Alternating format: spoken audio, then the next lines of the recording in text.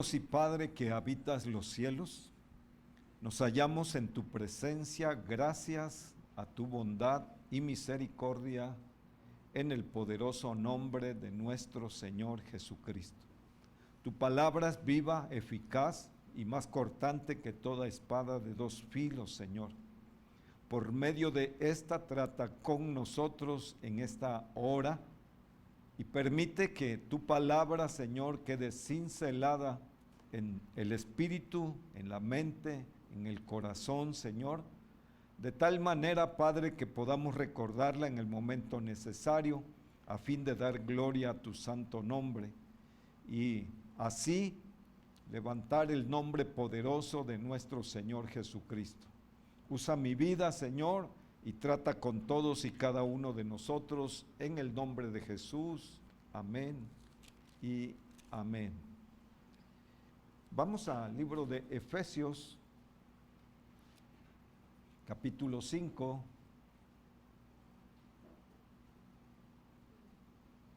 Y vamos a leer dos versos, el verso 15 y el verso 16.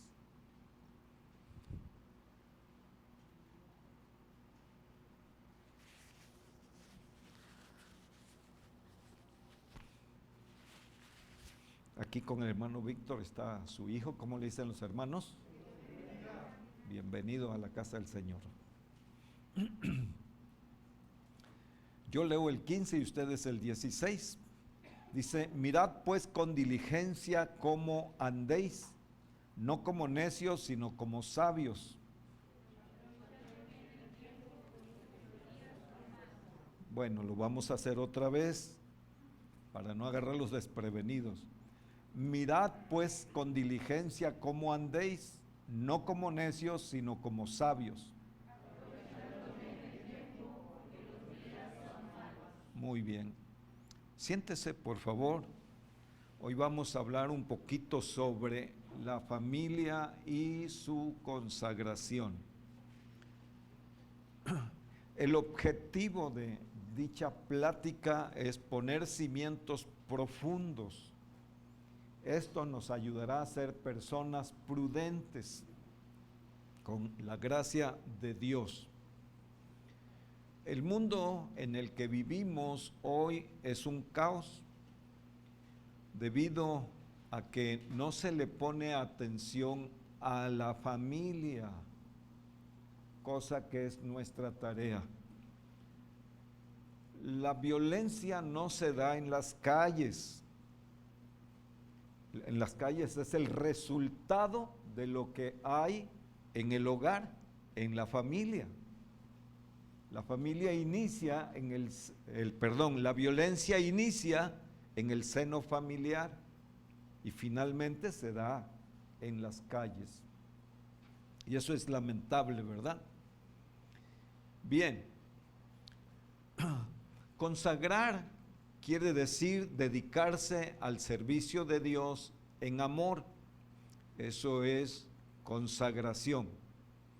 Y esta debe ser una entrega voluntaria. Nos separamos del pecado entendiendo que fuimos llamados a ser santos. El pecado tiene su lugar y nosotros tenemos el nuestro. Y no fuimos solo llamados a ser santos, sino dice la Biblia, y sin mancha. Eso lo dice Efesios capítulo 1 y versículo 4. Dice la Escritura: según nos escogió en Cristo antes de la fundación del mundo, para que fuésemos, ¿qué? Santos y sin mancha delante de Él. Ese es el plan y el propósito de Dios. Amén. Él lo planeó así en la eternidad pasada, para que nosotros seamos personas diferentes, distintas a todos los demás. ¿Por qué? Porque somos una nación santa, porque somos un pueblo santo, porque fuimos llamados a esto. No somos gente común, somos gente especial, elegidos por Dios para manifestar su gloria en cualquier tiempo. Amén. Somos santos a razón de que Él nos hizo partícipes de su naturaleza divina. En la segunda carta de Pedro, capítulo 1, verso 4, dice: por medio de las cuales nos ha dado preciosas y grandísimas promesas, para que por ella llegáis a ser participantes de la naturaleza divina, habiendo huido de la corrupción que hay en el mundo a causa de la concupiscencia.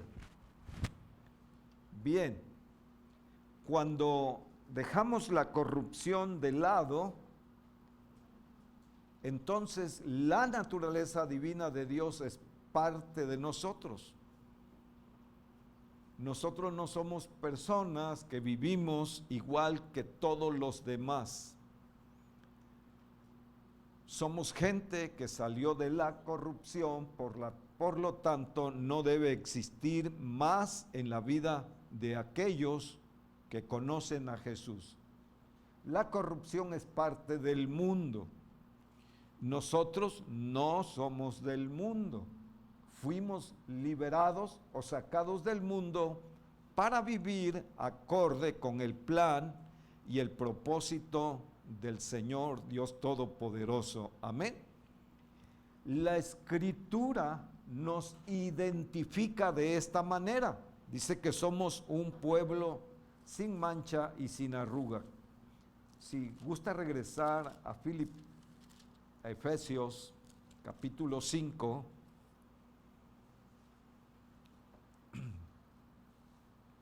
verso 26, dice: para santificarla, hablando de la iglesia o hablando del pueblo, habiéndola purificado en el lavamiento del agua por la palabra, a fin de presentársela a sí mismo una iglesia gloriosa, que no tuviese mancha ni arruga ni cosa semejante, sino que fuese santa y sin mancha. Cuando habla de que es sin mancha, quiere decir que es impecable. Y cuando dice que es sin arruga, quiere decir que no envejece. Estoy hablando de la iglesia, no estoy hablando de los cuerpos físicos.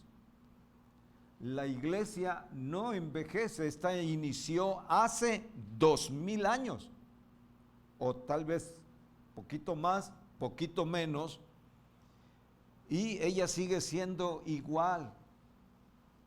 Una iglesia poderosa donde las puertas del infierno no prevalecen sobre la iglesia, porque es libre de todas estas cosas. Amén. Conozco a personas que han dedicado su vida a Dios, y cuando los años les han alcanzado, son un tremendo ejemplo para otras personas, ¿sí? Por la consagración de sus vidas para con Dios. Son gente diligente, son gente de oración, son gente que ayunan a pesar de sus años. ¿Por qué? Porque han vivido cerca de Dios. Si no vivimos cerca de Dios, no hemos así. Ya no me acuerdo cómo se llama su tía, hermana Mina. Josefina, nuestra hermana Josefina, aquí la tuvimos predicando varias ocasiones. ¿Cuántos años tiene, hermana?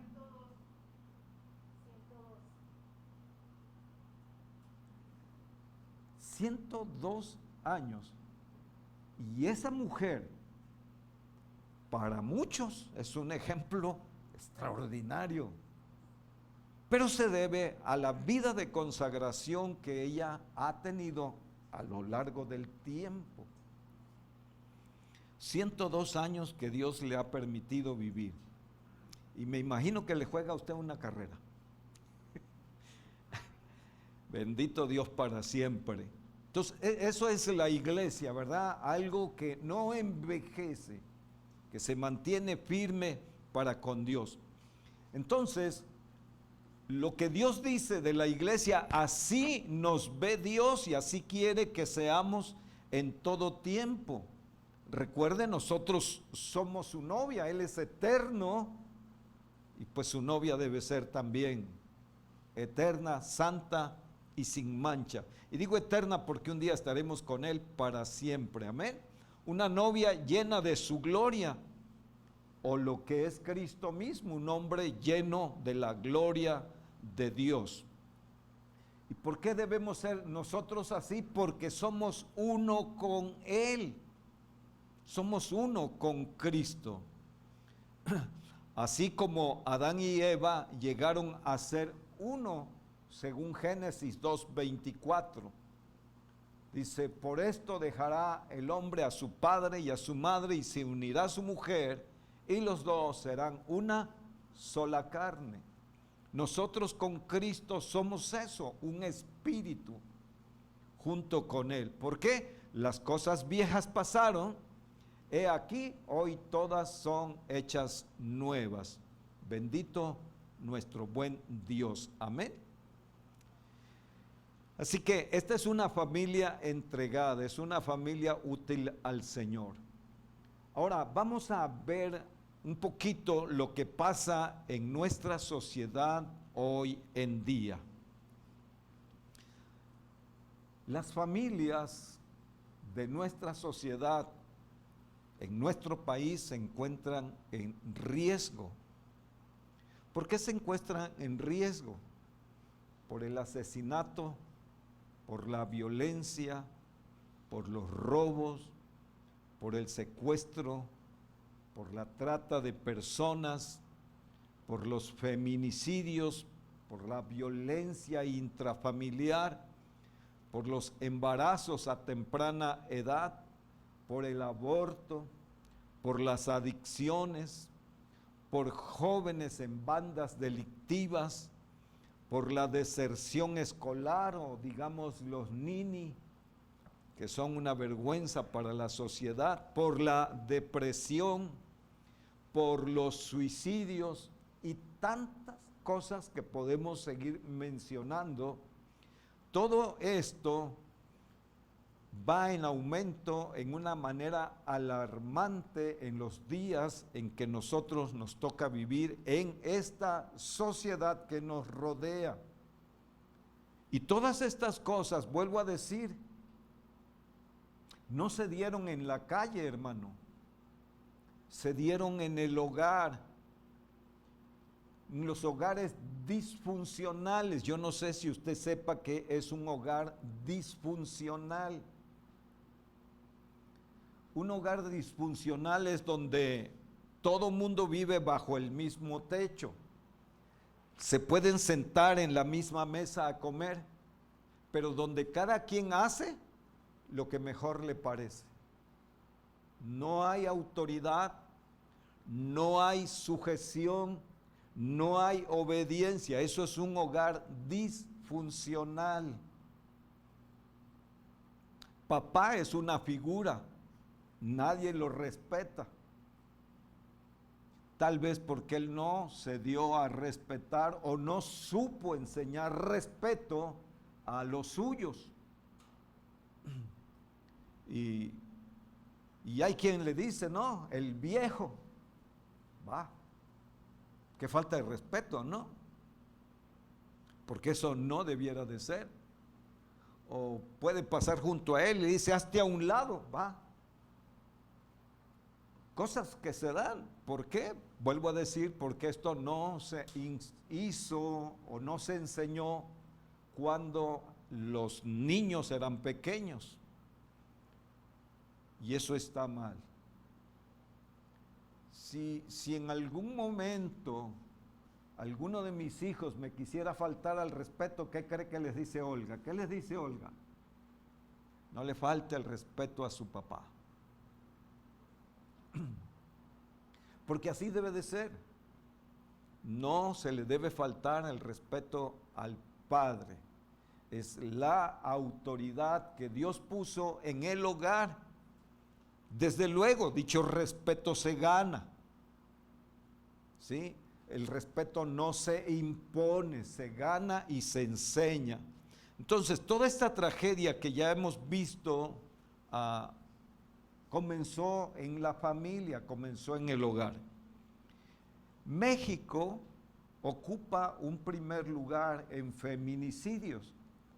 Cada político en la línea de espera promete que si él llega a ser una autoridad, se acabarán los feminicidios. Y parece que cuando llega se aumentan, ¿no? Crece. Esto no se va a detener. Leímos Efesios 5, verso 16, donde dice, aprovechando bien el tiempo porque los días son ¿qué? Y se van a componer más adelante, ¿verdad?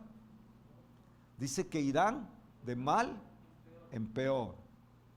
O sea, parece que no hay una esperanza para los que no tienen a Jesús. Para nosotros hay una esperanza. Bendito Jehová para siempre. Nuestros días, de hecho, hace algún tiempo estaba evangelizando a un hombre ya mayor. Me escuchaba por respeto. Él estaba arreglando un motor, es mecánico, no sé si ya se haya muerto. Y mientras él arreglaba el motor, yo le compartía el evangelio. Y me dijo, muchacho, ¿piensas cambiar el mundo? Y le dije, no. Pero si usted cambia, el mundo de usted cambia. Amén.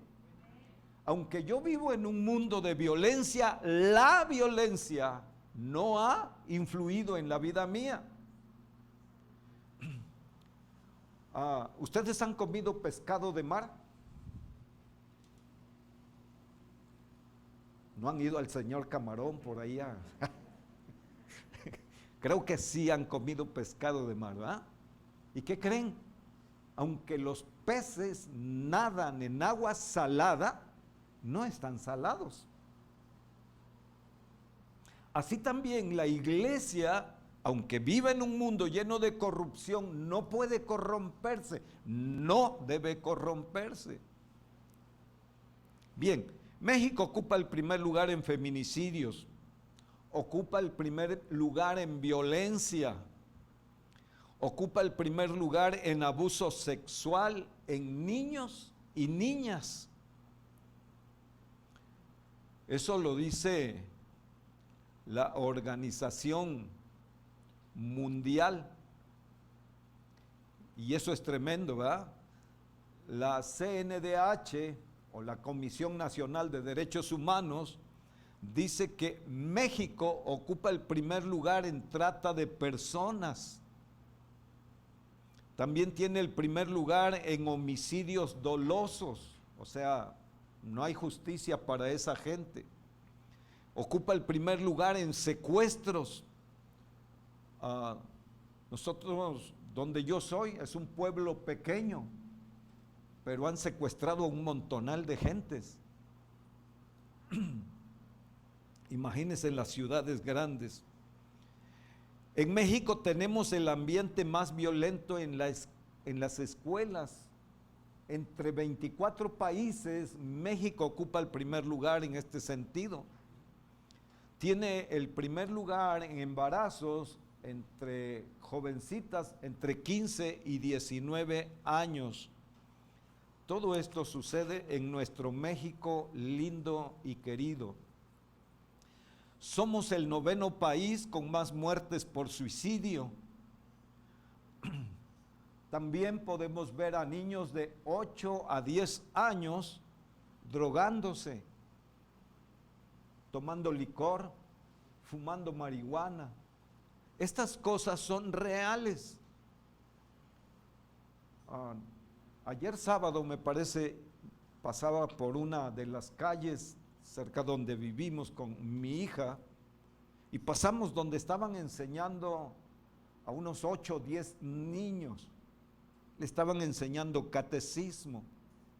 Y le decía yo a mi hija, si la gente de nuestra congregación en su colonia enseñar a los niños, quiere decir que están preocupados por los niños. Pero eso es trabajo, es responsabilidad, y nosotros nos las queremos pasar suave y bonito. Entonces, creo que tenemos que darnos cuenta que Dios nos llamó para servir, para ser útiles. Y atender a esos niños requiere de consagración, ¿sí? Tenemos también jóvenes dentro del narcotráfico como sicarios, robando, violando, asesinando, haciendo destrucción y media. Jóvenes desertores de sus estudios para convertirse en un problema serio, ¿sí? Si alguno de nosotros está viviendo esta problemática, yo quiero decirle, todavía hay oportunidad. Hay oportunidad.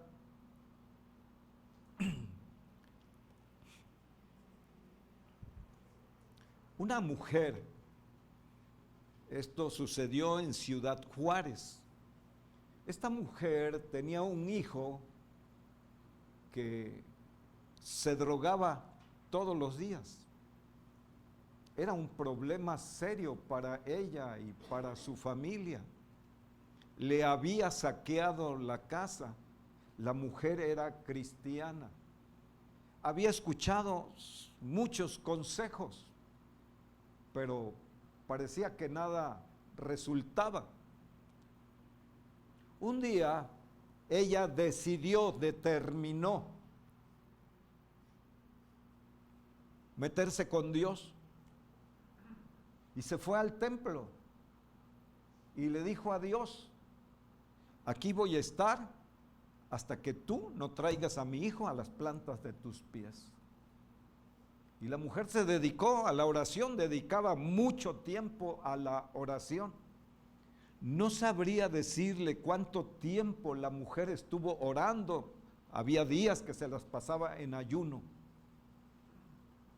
Pero una tarde, mientras oraba, tuvo una visión. Y la visión que tuvo es que vio a su hijo en una congregación con las manos levantadas y su rostro bañado en lágrimas. La mujer creyó a la visión que vio, le dio gracias a Dios porque dijo, tú has traído a mi hijo al conocimiento tuyo. Y le dio gracias a Dios y se fue a su casa. Allá como a las 9:30 de la noche, llegó el muchacho con un rostro diferente y le dijo, ¿qué crees, mamá? Iba pasando por una iglesia, así dijo él, iba pasando por una iglesia y algo muy bonito sentí cuando iba pasando y decidí entrar. Y cuando entré a ese lugar, Dios tocó mi vida y le entregué mi vida al Señor Jesucristo. La mamá fue y lo abrazó y juntos dieron gracias a Dios. Hay oportunidad, hay un Dios todopoderoso. Lo que es imposible para los hombres, posible es para Dios. ¿Qué es lo que vemos en esa mujer? Varias cosas, pero sobre todo consagración. Consagración. Me llamó la atención algo que mencionó el maestro que nos vino a dar la certificación pastoral. Lo mencionó en mi casa. Lo llevé a la casa un rato. Y hablamos de una persona que se llama Jesús Castelazo. Él ya murió. Él era de Toluca y Dios lo llamó a servir al sur, al estado de Chiapas. El hermano Castelazo construyó un edificio para 5,000 personas. Allí vamos a tener la convención nacional este próximo febrero. Y alguien un día le preguntó que cómo le hizo para ganar tantísima gente. No sé si alguno de ustedes ya fue a aquel lugar, pero ellos tienen en sus paredes el tipo de trabajo que hacen en los lugares donde están, y son un montonal de gente. Y le dijo que cómo le hizo, y le dijo: yo solo puedo decirle que lo que sucedió lo hizo la palabra de Dios. Un día se presentó un hombre, dice,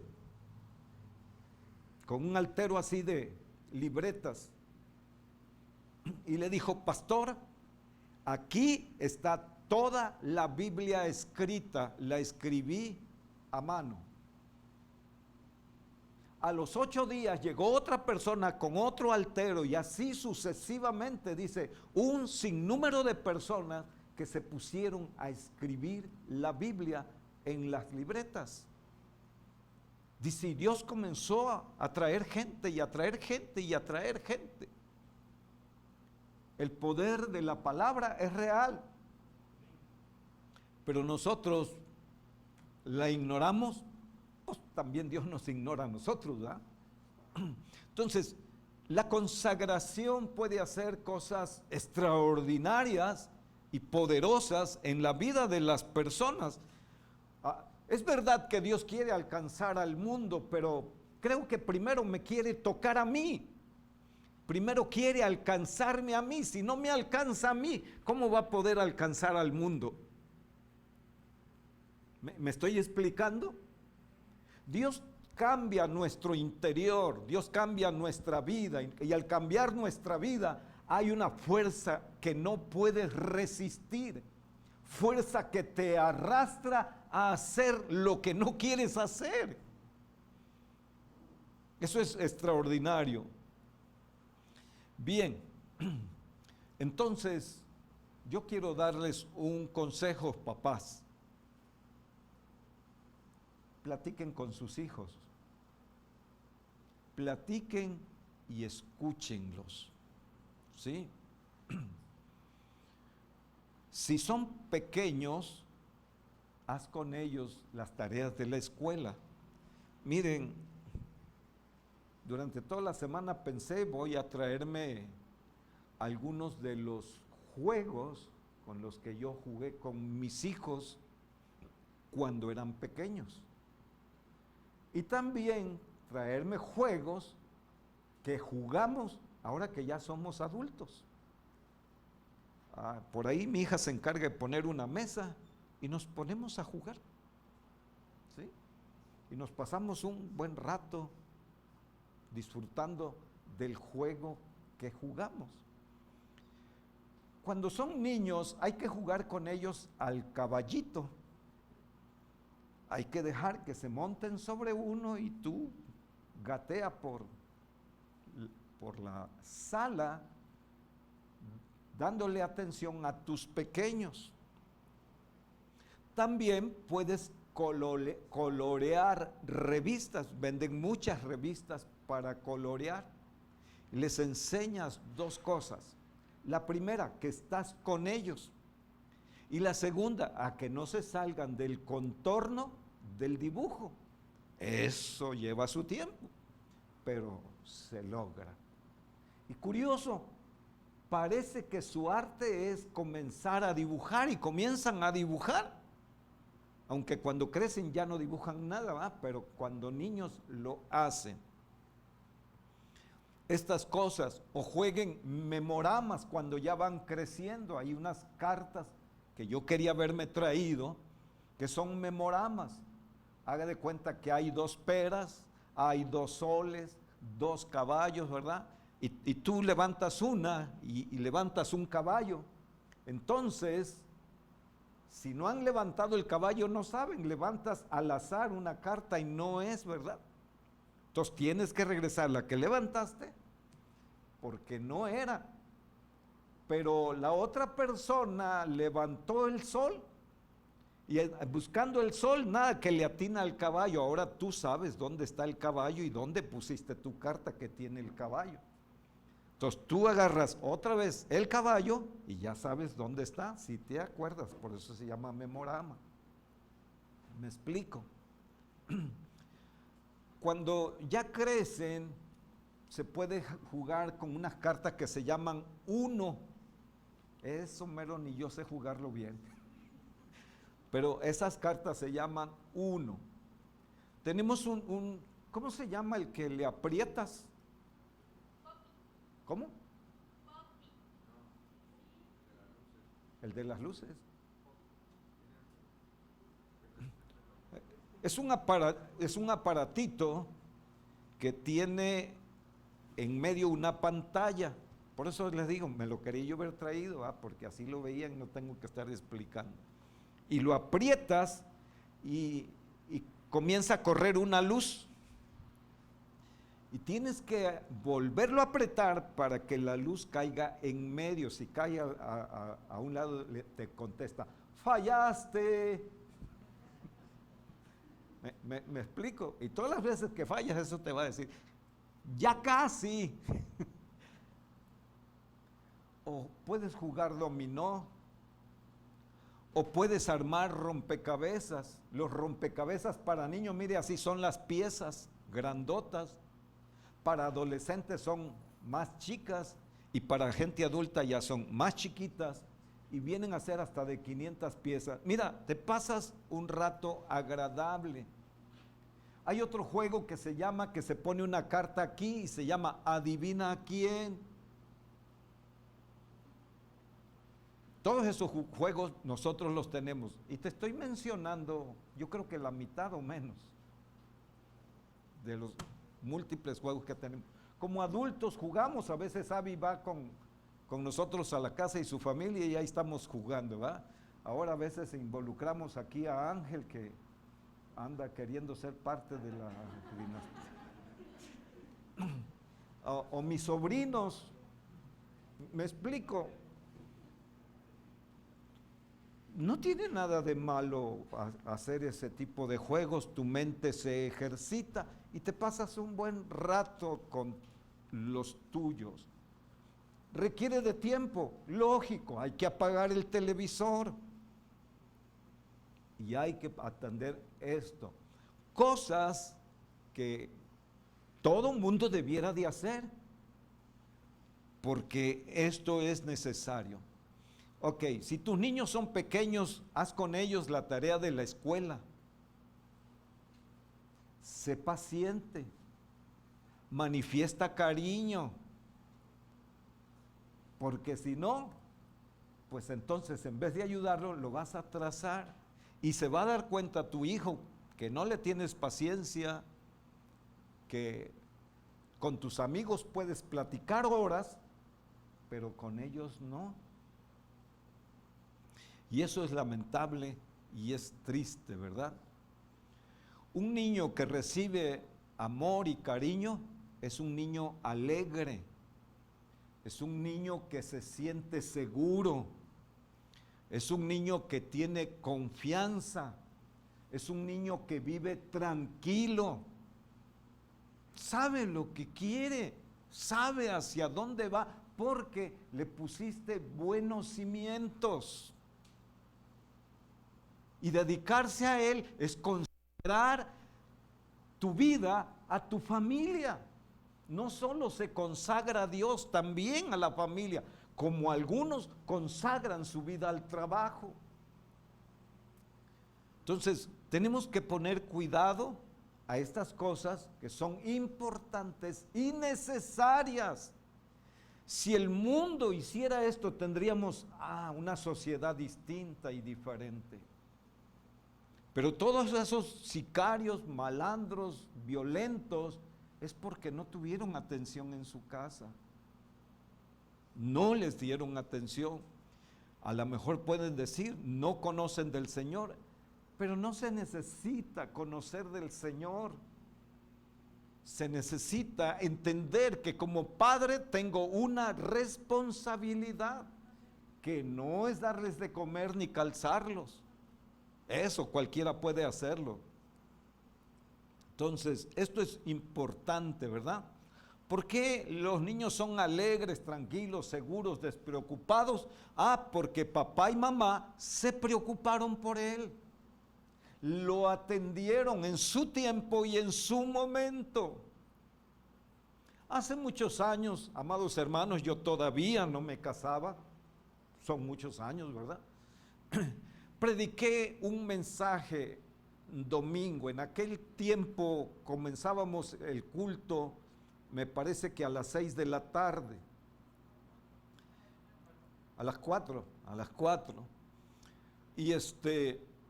Y prediqué un mensaje que llamé, o titulé el mensaje, Refrigerador lleno, hijos de la calle.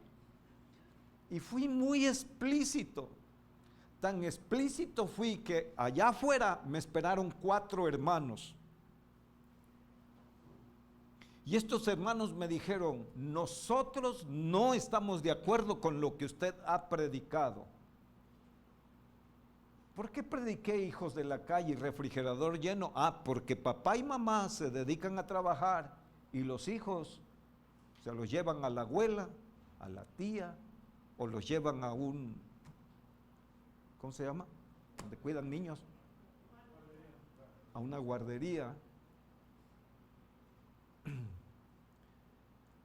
Y me dijeron ellos: no aceptamos dicha palabra, no es así.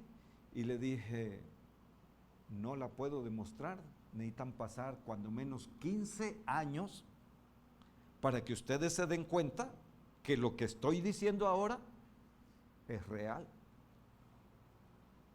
Pues diga lo que diga. Yo me sentí decepcionado, me sentí triste. Sí, comenzamos a las 4 porque eran como las 6:30. Yo me metí a este lugar, me metí a orar. De aquí salí a las 11 de la noche. Lloré y supliqué a Dios que lo que había dicho no se fuera a cumplir en la vida de aquellos muchachos. Dios no es hijo de hombre para que mienta y tampoco para que se arrepienta. Esos muchachos no caminan con Dios. Y le estoy hablando de más de 30 años atrás. No caminan con Dios. En su momento hablé con aquellos padres. Me pidieron que les perdonara. Le dije: yo no tengo nada que perdonarles. Sus hijos tienen mucho que perdonarles a ustedes. Yo no. Yo les hablé una palabra a tiempo. Porque esa es la tarea. La Biblia dice: habla a tiempo y aún fuera de tiempo. Pero es importante y necesario. Si son jóvenes, es bueno tener comunicación con nuestros hijos. Esto nos permite conocerles y podemos ayudarles si ellos nos los permiten. Eso es necesario. Siéntese con ellos, platique y tenga una plática. A lo mejor en un momento lo van a tirar a loco.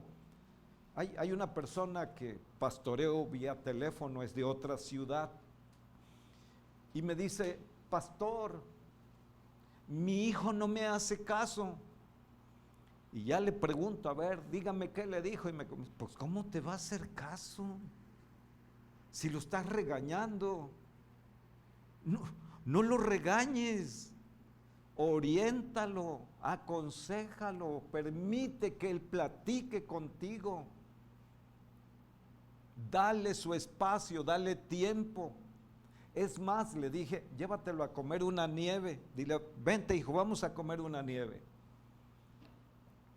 Y cuando estés allí, pregúntale cómo te va en tu escuela. ¿Qué tipo de amigos tienes? Sin duda, 2 o 3 preguntas que le hagan, algunas de ellas no te la va a contestar, pero una que te conteste, ya ganaste. Vas abriendo camino. su hijo tiene 16 años. Nunca ha platicado con él. Me estoy explicando. Entonces, platique con ellos, de esa manera los puedes conocer y los vas a ayudar. A los adolescentes hay que preguntarles qué les gusta. Si les pregunto a ustedes, ¿cuál es el color favorito de sus hijos? ¿Saben? No saben. Pues porque no platican con ellos. Pregúntenle qué quieren estudiar en el futuro. ¿Me explico? ¿Qué les gustaría hacer cuando sean personas adultas o mayores? Esto es una necesidad. Pregúntenle cuáles son sus sueños, quiénes son sus amigos, si les convienen o no les convienen. Una de las cosas buenas que papá hizo conmigo, me dijo, con ese muchacho no te juntes. Él tiene mala fama y cuando haga algo malo, tú vas a ir junto con él para la cárcel por andar con él. Y yo me tuve que separar de él, ¿sí? Porque no era una buena compañía. Queremos a veces arreglar las cosas con gritos y con regaños. Eso, en vez de solucionar, crea un problema. Vas a hacer que el chico se encierre en sí mismo y a ti te ignore. Te va a ignorar porque eso no ayuda. Solamente los hacemos personas rebeldes. Dios no quiere eso. Lo mejor que tienes después de tu esposa son tus hijos. Son tus hijos, mamá. Cuídalos. Dios confió en ti, te los entregó a ti. No esperes que el pastor los cuide o los maestros de escuela dominical. No, ellos son herramientas que Dios usa para algo hacer a favor de ellos. Pero eres tú el responsable. Eres tú, mamá, eres tú, papá. Entonces, dedícale tiempo a tus hijos, ¿verdad? Nuestro objetivo, como dijimos, es llegar a ser personas prudentes o sabias, esa es la palabra correcta, que crezcan con sabiduría, con comprensión, con entendimiento. Bien, nuestro objetivo es ser personas prudentes y nuestro lema es la consagración. Así como dedicamos tiempo a Dios, dediquemos tiempo a nuestros hijos. ¿Y por qué? Vamos a volver a ver Efesios capítulo 5 y vamos a verlo ahora del verso 14. Por lo cual dice, despiértate, tú que duermes, levántate de los muertos y Cristo te alumbrará o te alumbrará Cristo. Y luego dice, mirad, o sea, pon atención, con diligencia. Pon atención y pon manos a la obra. Haz lo que se debe hacer, cómo debes de andar. Y dice, no como necios, o sea, no como todo el mundo, no como hacen los demás. Nosotros no somos como aquellos, somos diferentes. Tenemos un gobernante supremo que se llama Jehová Dios y nos dio un libro extraordinario.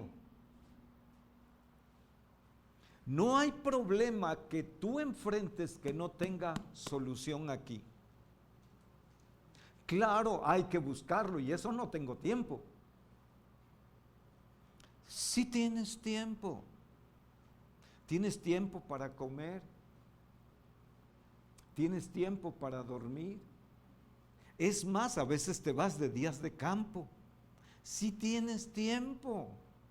Que no quieras hacerlo es otra cosa. Pero sí tienes tiempo. Por eso dice, con diligencia y no como necios, sino como sabios. como gente entendida, como prudentes. Eso así nos ve Dios. Y Dios quiere que actuemos de esa manera como Él nos ve. Aprovechando bien el tiempo. El tiempo son horas. Y el tiempo se pasa y se va.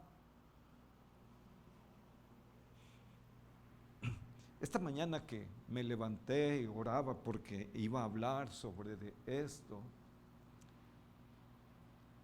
Y llegó un momento en que me puse a meditar. Y les voy a narrar una historia ficticia, si se puede decir, o a lo mejor se identifica con usted. Comienzo con una señorita enamorada de un joven. Y esa señorita dedicaba tiempo a Dios para pedirle que el joven pusiera sus ojos en ella. Pasó muy buen tiempo orando porque esto aconteciera y sucediera. Y al paso del tiempo se dio. El muchacho le habló para ser su novia, ¿sí? Y después de algunos días ya no vimos a la señorita en el altar. Tenía una respuesta. Se casaron y las cosas no salieron como ella las había idealizado o soñado. No era el príncipe azul.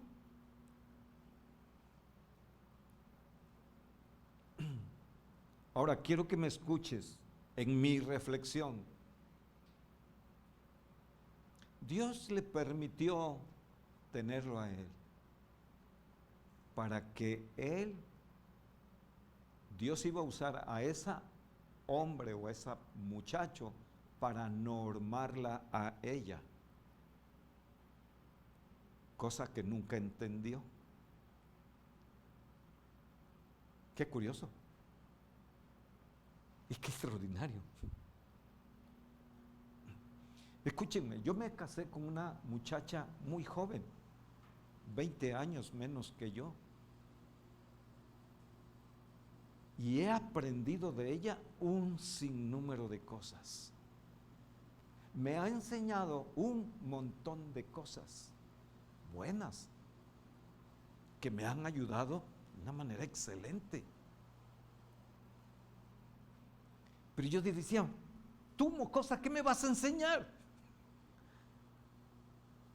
Dice la Biblia que un fierro se aguza con otro fierro y una persona con otra persona. Nunca menosprecies a nadie, nunca. Aprende, es interesante. Dios te la puso a tu lado, junto de ti, para que aprendas o aprendan mutuamente. Recuerda, aprovecha bien el tiempo, porque el tiempo en que vivimos hoy más que nunca son malos. Papá y mamá, dialoguen acerca de sus hijos, dialoguen, platiquen, qué ven, qué sucede y busquen una solución. Dios los va a iluminar y los va a ayudar porque Él quiere hacerlo. Amén. Dios desea que tú seas una familia feliz, pero también una familia útil para su reino. Eso es lo que Dios busca. Dios nos llamó a esta hermosa tarea y es bueno hacerla, ¿sí? Alegremos la vida de nuestro hogar y alegremos el corazón de Dios al hacer aquello que Él nos pide que hagamos, obedientes y dedicados a nuestros hijos. Voy a terminar. varón, esposo, nunca te olvides de tu esposa por atender a tus hijos.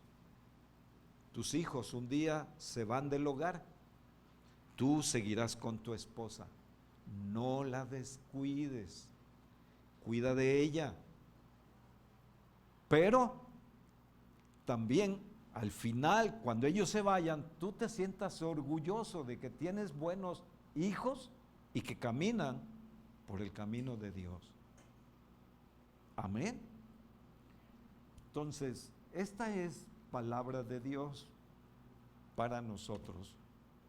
Quiero que se pongan en sus pies.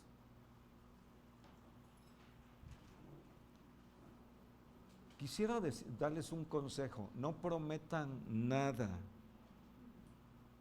Pídanle a Dios que nos ayude, porque prometemos y no hacemos lo que prometemos. Mejor pidamos a Dios que nos ayude, que nos dé gracia, ¿sí?